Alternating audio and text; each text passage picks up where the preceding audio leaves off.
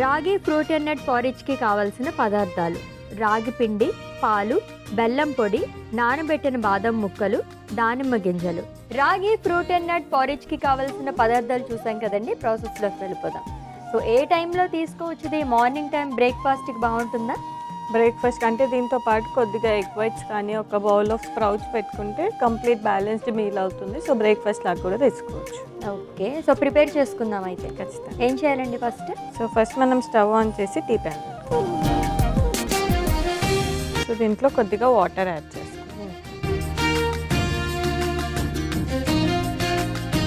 So మనం రాగి పౌడర్ని మాల్ట్ పౌడర్ అనమాట. సో దీన్ని డైరెక్ట్గా వేస్తే ఉంటలు కడతాయి కాబట్టి పక్కన ఒక చిన్న బౌల్లో వాటర్ వేసి కలిపి దాన్ని యాడ్ చేస్తాం.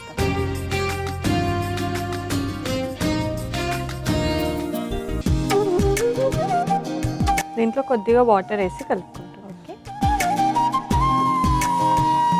సో దీన్ని మొత్తం పేస్ట్ లాగా కలిపేసి ఇప్పుడు యాడ్ చేస్తాం.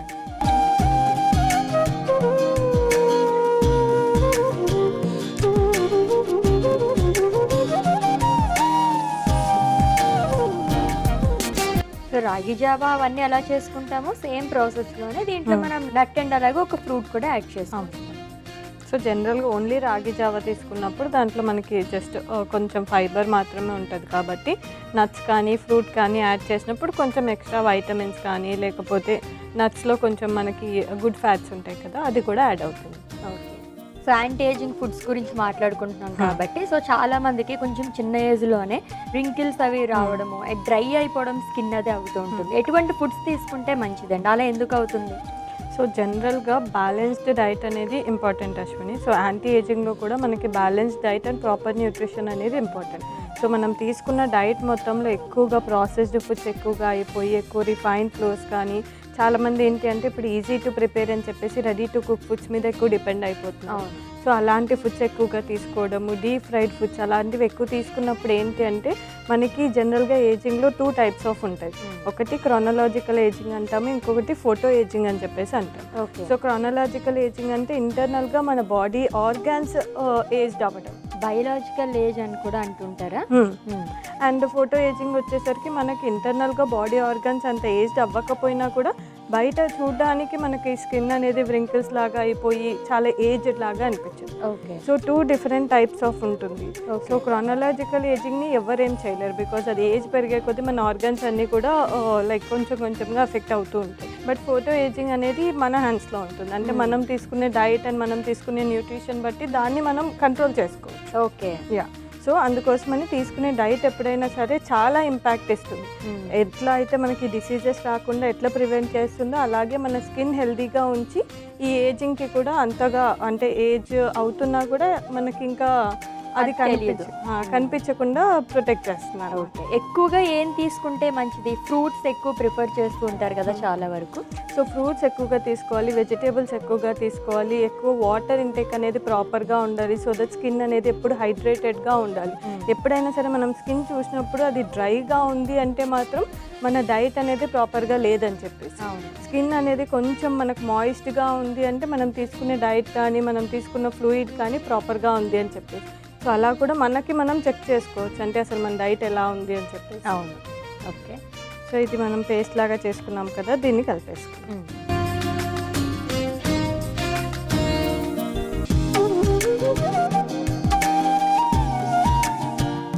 సో జస్ట్ ఒక 5 to 10 minutesలో రెసిపీ రెడీ అయిపోతుంది కదా ఇదైతే. సో మనకి రాగి కాబట్టి వాటర్లోకి యాడ్ చేసాక కూడా కొంచెం త్వరగానే చిక్కబడుతున్నాం.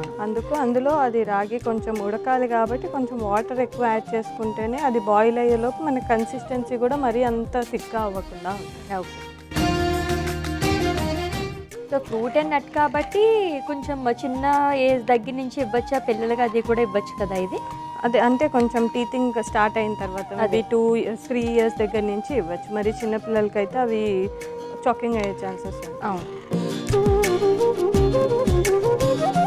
సో తొందరగా ఏజ్ అవ్వడానికి ఎటువంటి కాజెస్ ఉంటాయండి? అసలు ఏ రీజన్స్ వల్ల తొందరగా ఏజింగ్ అనేది వస్తుంది? సో ఏజింగ్ అనేది మనకి ఓన్లీ అంటే చాలా డిఫరెంట్ ఫ్యాక్టర్స్ ఉంటాయి. ఇప్పటి వరకు మనం మాట్లాడుకుంది డైట్. సో డైట్ కాకుండా కూడా ఎక్స్టర్నల్ ఫ్యాక్టర్స్ ఉంటాయి. ఒకటి స్ట్రెస్. ఎక్కువగా స్ట్రెస్ తీసుకోవడం వల్ల కూడా బాడీలో హార్మోనల్ ఇంబ్యాలెన్స్ అయిపోతుంది.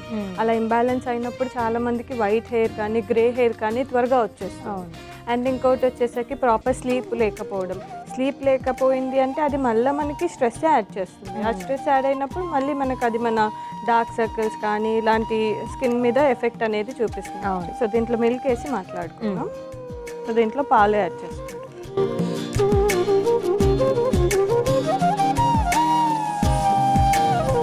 సో దీంట్లోకి బెల్లం యాడ్ చేసి మనం స్టవ్ ఆఫ్ చేసేసుకోవచ్చు. ఓకే.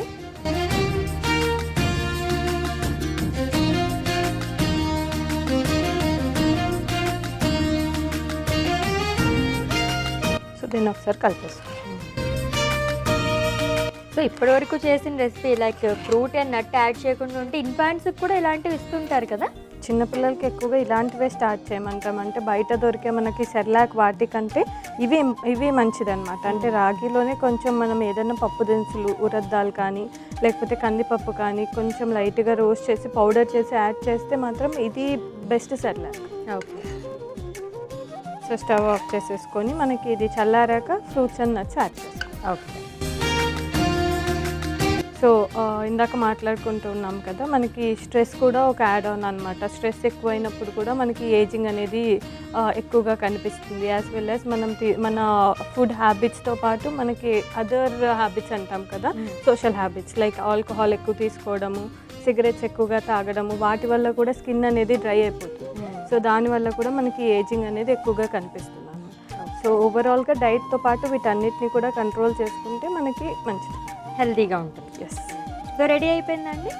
సో దీన్ని ఇప్పుడు సర్వింగ్ గ్లాస్లో వేసుకోండి. ఓకే.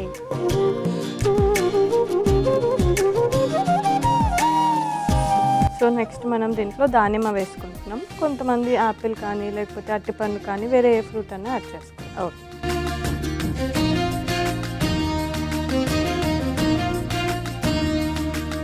సో మనం నానబెట్టి కట్ చేసుకున్న బాదం పప్పు యాడ్ చేస్తాం. ఓకే. అశ్విని గారు, మన రాగి fruit and nut porridge ready అయిపోయింది. టేస్ట్ చేసి. ఓకే. ఎస్, ఎంత కలర్ఫుల్గా ప్రిపేర్ చేస్తారు కదా రాగి fruit and nut porridge. So taste చేసే ముందు దీనికి కావాల్సిన పదార్థాలు, తయారీ విధానం ఒకసారి చూద్దాం. రాగి ఫ్రూట్ అండ్ నట్ పారేజ్కి కావాల్సిన పదార్థాలు: రాగి పిండి, పాలు, బెల్లం పొడి, నానబెట్టిన బాదం ముక్కలు, దానిమ్మ గింజలు. రాగి ఫ్రూట్ అండ్ నట్ పారేజ్ తయారు చేసుకునే విధానం: ముందుగా స్టవ్ ఆన్ చేసి టీ గిన్నె పెట్టి అందులో నీళ్లు వేసుకోవాలి. తరువాత బౌల్ తీసుకుని అందులో రాగి పిండి, నీళ్లు వేసి కలుపుకుని మరుగుతున్న నీళ్ళలో వేసుకోవాలి. ఇప్పుడు అందులో పాలు, బెల్లం పొడి వేసి కలుపుకుని స్టవ్ ఆఫ్ చేసుకుని సర్వింగ్ గ్లాస్ లో తీసుకోవాలి. తర్వాత అందులో దానిమ్మ గింజలు, నానబెట్టిన బాదం ముక్కలు వేసి సర్వ్ చేసుకోవాలి. అంతే, రాగి fruit and nut porridge ready.